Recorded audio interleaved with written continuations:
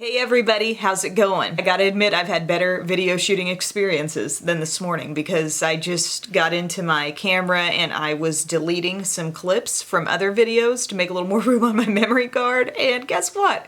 I deleted the one that I just sat here and shot, so we're doing it again. On the bright side of things, I bet I'll have like a bunch more valuable insight. We're talking about a 2-in-1 review for this video here. New concealer, new palette from Tarte. Now there's also that new like fairy dust situation, the new palette, and if you saw it in the unboxing, Bub opened up that big like sparkly package.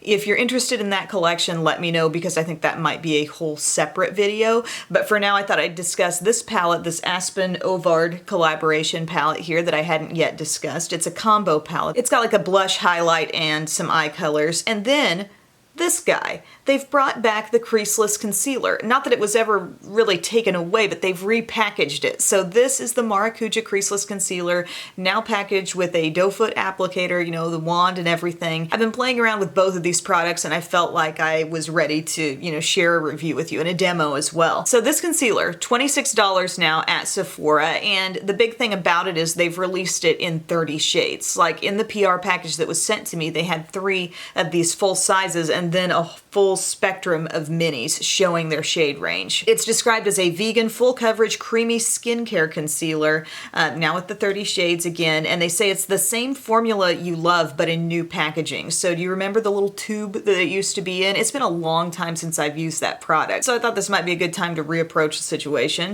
But the Creaseless Concealer completely covers dark circles, hyperpigmentation, redness, pimples, and tattoos. They say it's a waterproof formula. It does have the Maracuja in it, which is rich in vitamin C, and so that's generally good for brightening, firming, and smoothing. Now, even though they say you can use it on all those different problem areas, it is called Creaseless Under Eye Concealer. That's the title. And it came in the package with a special brush, and in the how to use section of the website, you can see that they advise using this brush with it. It's very interesting that this brush is in here. I don't think I would have thought to use this style of a brush with this product, but I must admit it does work pretty well. There's one small issue I have with the brush, but we'll get there. But they say use less than you think you need. A little goes a long way. I hope the entire YouTube community that slathered on Shape Tape is hearing that. For best results, pair with Tarte's Creaseless Concealer brush, like I said. For dark circles, apply 3 dots to the inner half of the under eye area, focusing on where the darkness is, then blend outward. If you're covering a blemish, use your finger to dot concealer onto the blemish, or for redness, apply directly to the redness and blend outward. So I do not have any of this on yet. What I do have on my skin is just a light coverage product here. This is the Velvet Matte Skin Tint from NARS, sort of a rediscovered thing in my collection. I wear Alaska Light 2. I wish all coverage products were named after states. That's kind of fun. And then Neutrogena Skin Clearing Concealer. I put this around my little breakout zone here because I didn't really want to put this on there. I know this is a very rich concealer and I'm just trying to like hold down a situation there. I'm trying to keep it from becoming more of a situation. That's the concealer with the salicylic acid in it. So with that light coverage, I am left with some under eye that I can conceal and also some of my melasma here, and I can show you what this does for it. I have the concealer in 20N Light, and if you haven't tried this yet, I should probably point out how is this different from Shape Tape, because Shape Tape is a much loved concealer. It's very full coverage. It's got that doe foot applicator, but there's a real difference in that that is more liquidy and this is more rich and creamy. There's a much more emollient quality to this concealer. I see why they're calling it an under eye concealer in the title because it's very under eye friendly. I think it actually gives a lot of moisture back to that area. Whereas with the Shape Tape, I feel like while it's great coverage, I have to take maybe a few extra precautions with that, like make sure you've got a good, you know, eye cream underneath everything and only use the minimal amount of product. Otherwise, there's sort of a dry down that happens to that concealer, and for some people, I think they've found that it's too drying on the under eye. This is going to feel almost dewy right after you apply it, and it really does kind of stay that way. I would say it becomes a bit more one with the skin after like maybe an hour of wear. You can tell it's not quite as tacky as it was right after application, but it just has a really, really creamy quality to it. And the other day when I was wearing it, I didn't set it, and I actually thought it lasted quite well. Even though in my mind I was kind of concerned like, ooh, I can kind of feel my concealer. I don't want to lift it off or like have it come off on something. But I think the apprehensions were only in my head because it lasted fine. Today I am going to lightly set the product just to see what it does under that kind of circumstance, because I know a lot of people do like to at least set their concealer somewhat. And this is a very, very creamy one. So you got your doe foot applicator. I'm going to do what they say and give myself 3 dots there. And then I'm also going to cater to a little bit of discoloration right out here, the melasma. And then I will use the brush, which, like I said, I wouldn't have necessarily chosen this kind of brush. I wouldn't have thought, oh, that's going to be perfect. But I do feel it works really well, and here's why. I think it maintains a lot of coverage with this product. It doesn't move it around too much, like at least the way I'm using it. You know, I'm just kind of dabbing over where the product is and maybe giving it just a gentle tug in the direction I want it to go. And I'm not over blending, I'm not buffing in. I'm just kind of pressing and maybe giving it just the slightest bit of pull. And as a result, I feel like I've got fantastic coverage there. Yes, I know there's another dot. That would be the little bit of a flaw to this brush, at least for my bone structure here. It doesn't quite make it to the innermost corner. Backup brush, where are you? Here's the Sigma P84 coming in, saying, I got you. And we're just gonna go right here. And a little does go a long way with this product, I can confirm. I feel like this color is just perfect. My whole area here seems really brightened up, but not like fake bright, you know? It just seems like, okay, that looks nice on the skin. I really feel like that looks fantastic, actually. Very full coverage.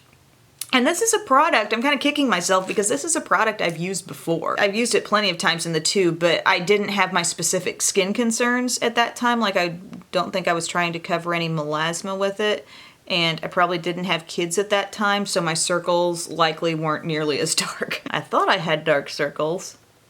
And then I had babies. Let's just press, give it a little spread.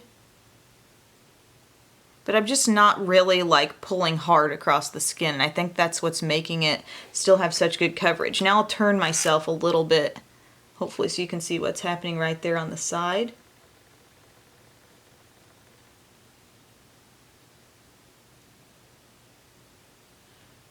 I mean, I'm really impressed.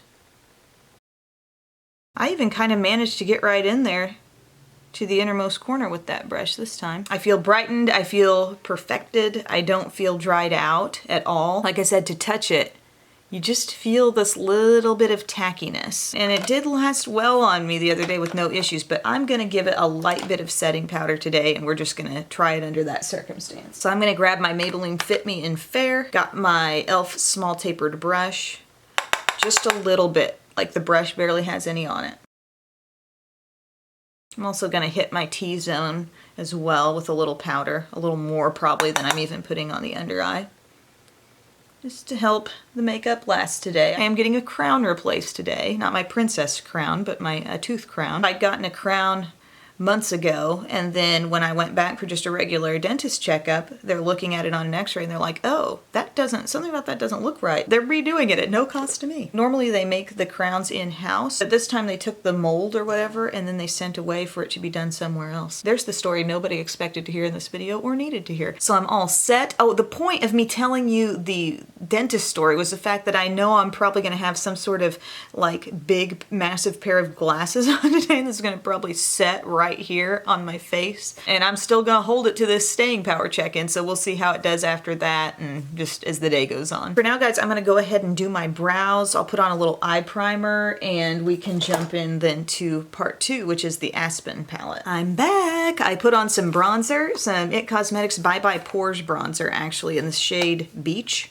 And it does smell kind of coconutty, but that worked well. I've got that on just kind of right in there around the hairline. I used some eye primer, this Tarte Shape Tape eye primer stick.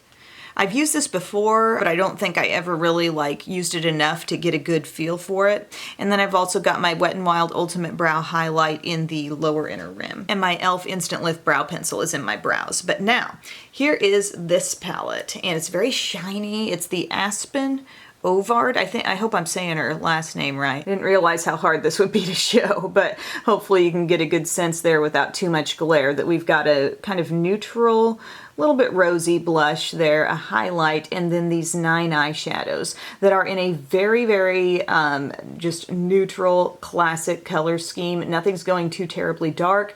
Nothing's going super warm either. I feel like we have kind of a warm shade here, and this shade in the middle, not sure if you can tell, it looks a little taupey just to glance at it, but it's sort of a rose gold. But we're not seeing any like real flashy orangey warmth in this palette. So I think just the general neutral lover, that's who this is going to go for. I'm going to start with the little blush here, and this is a matte blush. I really like the color, although you have to be kind of careful picking it up because it doesn't take a lot. But look at that just kind of soft flush it's giving the cheeks. It's an interesting mix of like a little peach, a little pink, but yet very muted, and it just doesn't go too far on either end of that spectrum. I do think it's a really pretty color and a good choice to go in a palette like this. Then we'll use the highlight. This is called Pure Soul, and it has just sort of a classic champagne-y highlight look. It's not an all-out white. It's got just a little bit, a teeny bit of goldeny warmth in there, but I wouldn't call it like a real gold or anything. There's no real like sparkly bits or anything like that in here. And it can be pretty pronounced if you want it to be. The interesting thing is that you've got that color, and then you've also got 2 shimmers up here that could easily be highlights also. So I almost think it's funny that a specific highlight is included when the shadows could do that too. Now, I'm not really familiar with Aspyn, but I did go ahead and subscribe to her channel since I was talking about her palette on here.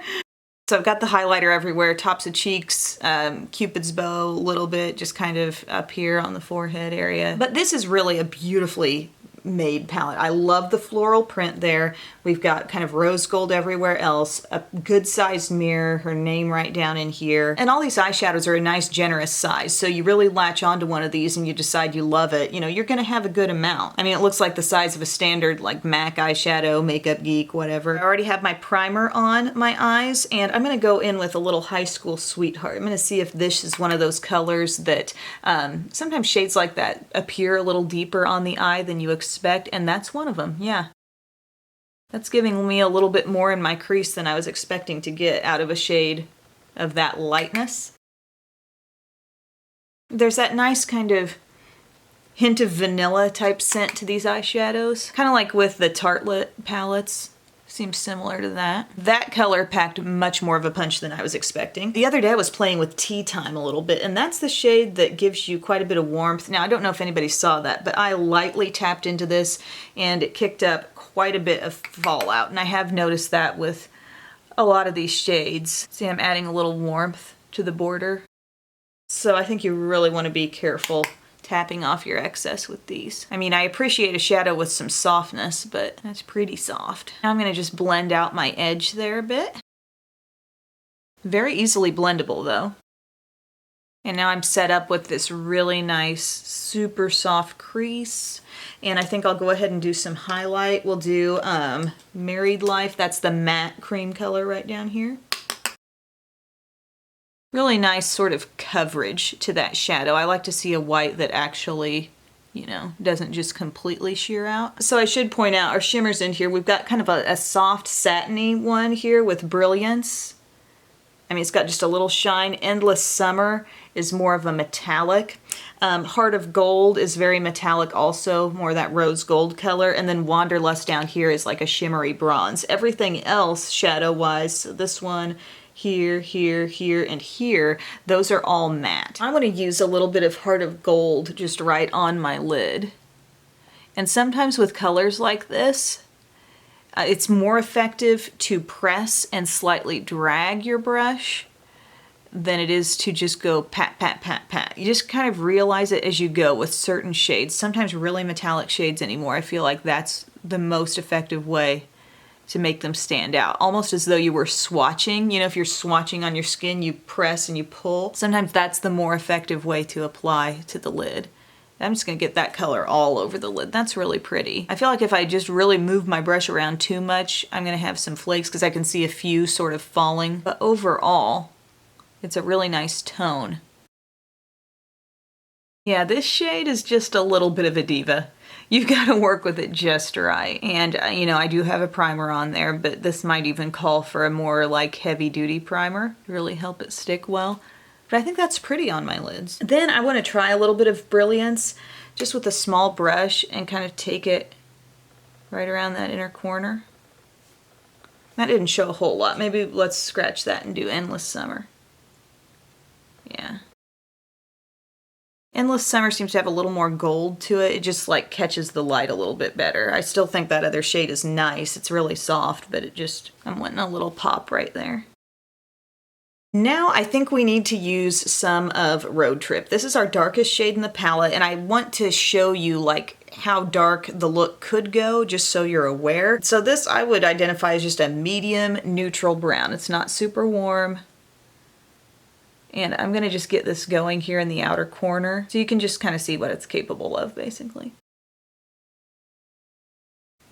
I think that's really pretty. I think that shade plays really well with the other crease colors I had going and also the rose gold, but that's about your max at kind of how dark it's going to look. This is my MUA Makeup Academy 315 brush, by the way, and I'm just find myself doing little like circular motions with this. Just get the color down where you want it and then just sort of buff it. And I'm giving myself a little bit of a lift here. Slightly upward. And then I'm kind of just going over it, pulling that color in a bit just to help it blend with everything. And I may just go along the outside a little bit too. And then do I want to go under the eye with anything? I think I will. I would like to smudge a little bit of Wanderlust just right down in here. It seems like a really similar tone to the other brown here, just a shimmery take on it. So there's my eyeshadow, my cheek and highlight also from this palette. I'm gonna finish off the look with a little eyeliner and mascara and find a lip color. Then we'll chat about some overall impressions on this. All right, everybody, so here's my finished eye look. I've got on mascara top and bottom and some liquid liner across the upper lash line, and I think it's a pretty look. I do feel like the palette is good quality. Some of the shades you might find to be kind of flaky. I felt like the mattes especially, I mean, just putting your brush in, there's a lot of powder. You have to be very aware of it, I think, or else some of that fallout is gonna become excess, like down on your cheek. I think you have to be a little bit careful with Heart of Gold right in the center as well, but on the whole, I think it's a good quality palette, and I don't feel like any of the shades are really lacking in pigmentation. I think the blush is really beautiful, and so is the highlighter. While I can do a pretty look with it, I think it just doesn't inspire much creativity on my part. You know, there's nothing really super different about it. To some people, that might be a great thing if you don't want, you know, the really warm end of the spectrum or especially cool. You just want like a lot of nice middle of the road neutral shades. That's what this is. This would make a lot of good work looks, I think. If you don't ever like to go too dark, that's something to be aware of also, because your darkest shade is really, I think, just a medium brown. And that color placed in my outer corner, you know, that's about as dark as that's gonna go. Solid quality product, yes. Did it do a pretty look for me today? Absolutely. Is it gonna be the thing I wanna reach for all the time because I just feel so excited to pick it up? Not necessarily. Not that every palette you have has to be that, you know, but I just feel like these are shades you could probably find in a lot of different places. Now with the concealer and the concealer brush, I think the concealer did a great job coverage-wise, actually, on two different concerns, both the under eye darkness and also melasma type discoloration. I thought it did really, really well. I thought the brush functioned very nicely too. I'm not saying everybody has to have this brush, but I do think a really dense type of brush, like if you have any of those P whatevers from Sigma, like the P80 or the P84, something that you can kind of dab over the product and gently pull it in the direction you want it to go without feeling like you really need to buff it in circular motions or anything like that. I think that's what maintains really beautiful coverage with the product. I hope this review was helpful. Thank you so much for watching, and I'll talk to you again later. Bye. Oh, also, this is my lipstick today. I used my Guerlain with the cap. This is the shade 06 that I have on, but it's the pick your cap type deal on Sephora that I was a little, you know, guilty about actually going for that, but it is a pretty color, isn't it? Hey guys, my product has been on for about 4.5 hours. Yes, I changed my shirt, dentist glam and whatnot, but I do not think my under eye looks dry in the least. Even though I lightly set it, I can still kind of tell that there's just a hint of texture there. I mean, I had very little powder on my brush, so that doesn't really surprise me, but I'm just kind of letting you know where we stand here. I'm really pleased with the staying power so far. You can really see that highlight popping too here. Okay, got my crown. That was quickest thing ever. It fit perfectly. They didn't have to really do any adjustments with it. So I did have some big glasses on for a bit that came across my cheek, but it looks like my concealer is still hanging in there. I feel like I might be getting a little oily, perhaps a little sweaty maybe around the nose. My little blemish concealer has faded a bit down here. It's that time of the month, shouting from my chin. It has now been nearly 12 hours. I'm really pleased with the concealer. I don't notice any dryness for sure. Also, I'm not seeing any just thickness of product or buildup in any way, collecting in certain areas, patchiness. It all looks really even and fresh. It just kind of feels like skin, and I don't feel like the coverage has faded. So I'm very pleased with that. As far as the eyeshadow, I think that shade that I put on my lid, when I look up really closely, I can see how it's kind of fallen down under the eye just a little. Maybe I need a bit more aggressive primer under that one, but as far as the rest of the shades go, it's doing pretty well. Maybe a little fading from my darkest shade, but overall pretty good stuff. But I just wanted to give you that little update. Got a child climbing the stairs unsupervised, so gonna get to that. Hi, Mommy. Hi, Mommy. Hi. Is that Peppa Pig? Peppa Pig. Oh, I love Peppa. Tell like wiggle. Wiggle, wiggle? It's wiggle, wiggle. Wiggle, wiggle. I like your toes. Say bye-bye. Bye.